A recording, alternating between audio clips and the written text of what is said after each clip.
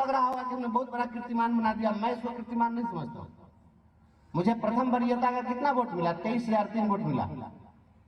और हमारे तिरहुत क्षेत्र में शिक्षकों की संख्या है 65,000। अभी 65,000 शिक्षक मिल करके वोट कितना लाए? 23,003। ये केवल शिक्षक का ही वोट नहीं था, अपने परिवार का भी वोट था, समाज का भी वोट था। इतने दिनों तक समाज में हमारा भी कुछ व्यक्तिगत परिचय है। तो उस 23,003 वोट में प्रथम वरीयता का 15,000 वोट ही अधिकतम होगा तो शिक्षकों का होगा। शेष वोट कहाँ गया? माध्यमिक शिक्षक संघ, प्राथमिक शिक्षक संघ और टीईटी के शिक्षक संघ, जो भी संघ लोग हैं, सब अलग अलग बैठ करके और अलग अलग लोग अलग अलग कैंडिडेट का समर्थन कर रहे थे जाति के आधार पर। और जात जात जब तक खेलिएगा आपको कोई न्याय नहीं दिला सकता है। हम बहुत खरा बोलते हैं और खरा बोलते हैं, हमको इससे कोई फर्क नहीं पड़ता है कि मैं विधान पार्षद फिर रहूंगा या नहीं रहूंगा। अगले साल फिर चुनाव।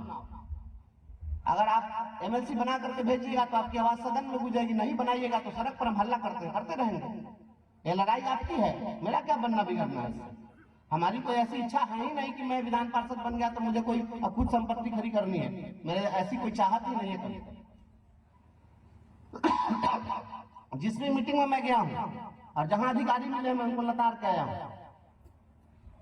मुख्यमंत्री जी की मीटिंग में मैं गया था, उसके पहले ही सुबह में डीएम साहब आग्रह करने लगे कि थोड़ा सा प्लीज देखिएगा मुख्यमंत्री जी आ रहे हैं। दिशा की बैठक में मैं गया था तो डीओ वहीं पे बैठे हुए थे। मैंने कहा कि ये सबसे बड़ा लुटेरा है, माफिया है, इसको बैठाए हुए। मैं मुंह पर बोलता हूँ, इसी लहजे में मैं बोलता हूँ।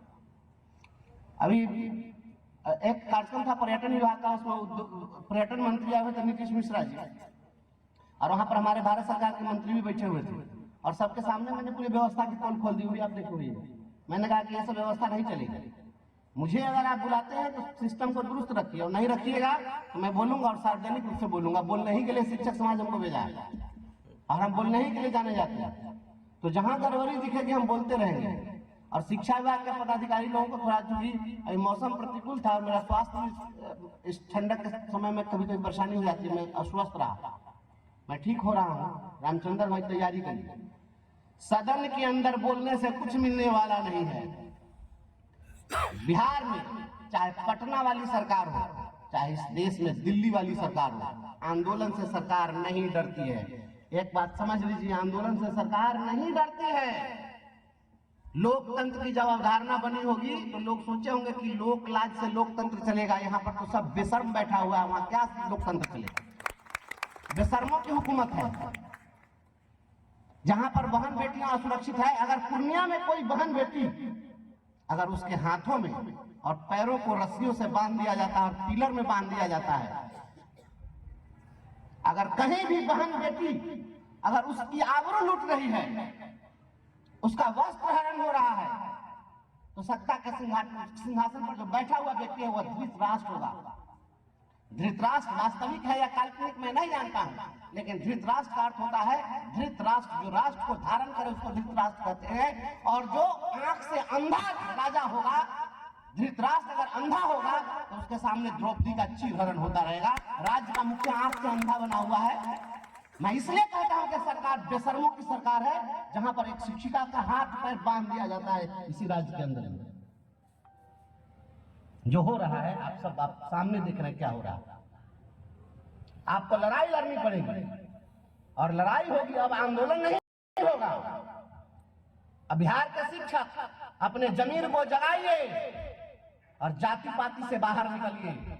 बहुत जाति गुतियागिरी की है, जाति के आधार पर संगठन चलाए और उससे बाहर निकल जाइए।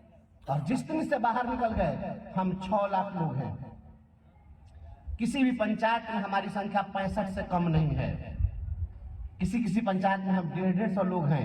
150 पढ़े लिखे लोग किसी भी पार्टी में एक पंचायत में नहीं मिल सकते हैं। हम चाहें तो जो चाहे वही कर सकते हैं, लेकिन चुनाव जब आता है तो जाति का कीड़ा बड़ा तेजी से काटने लगता है। इससे उबरिए। 2025 का चुनाव है। अगर यहाँ पर मंच पर बैठी हुई एक बहन कहती है कि हम सेवानिवृत्त हो गए, हमको कुछ नहीं मिला, तो आप इस चीज को समझिए, सेवानिवृत्ति सबकी होनी है। सभी लोग रिटायर होंगे और ऐसे ही रिटायर होना पड़ेगा। कोई जाति का नेता आपको कोई मदद करने नहीं आएगा। आइए कथित सुशासन की सरकार को इस चुनाव से पहले एक सीधा संदेश देते हैं। पटना में एक महाजुटान करिए, 5 लाख शिक्षकों को एक दिन पटना में जुटाइए। अब आंदोलन नहीं करना है, गर्दनी बाग नहीं जाना है, गांधी मैदान में जाना है और ताकत दिखाना है कि हम 5 लाख लोग, 6 लाख लोग खड़ा हो गए हैं तुम्हारे खिलाफ। या तो तुम हमारी मांगों को पूरा करो और नहीं तो 2025 में तुम्हारे विदाई की पटकथा हम लिखेंगे। तैयारी करिए इसके लिए और सेवा निरंतरता इस सरकार को देनी होगी। नाम बदलने से क्या होगा? शिक्षा में नियोजित शिक्षक, अविशिष्ट शिक्षक, उत्कृष्ट शिक्षक, निकृष्ट शिक्षक, भांति भांति के शिक्षक, रंगारंग बिरंगारंग शिक्षक। ये क्या हो रहा है? एक स्कूल में आप भांति भांति का शिक्षक लाइएगा, हर दिन सीनियरिटी के लिए लड़ाई है, मारामारी है। अब दिक्कत इस बात की हम किसके पक्ष में बोले? हम कहेंगे कि नियोजित शिक्षक सीनियर, तो नया जो बीपीएससी से आएगा कहेगा देखिए ये नियोजित शिक्षक के पक्ष में बोल रहा है। यहाँ तो आपस में सिर्फ फुटा हुआ है ना। बीपीएससी के लिए बोलिए तो नियोजित शिक्षक नाराज, क्योंकि हम लोग निजी हितों के लिए लड़ने लग जाते हैं। एक देश, एक शिक्षक, एक वेतनमान होना चाहिए, एक नाम होना चाहिए शिक्षक का। ये रंग बिरंग का शिक्षक नहीं होना चाहिए। इस देश के अंदर बहुरंगी शिक्षा व्यवस्था चल रही है, हम इसका भी प्रतिकार करते हैं। इस देश में एक बोर्ड, एक देश, एक सिलेबस, एक किताब, एक व्यवस्था, एक शिक्षक, एक विद्यालय,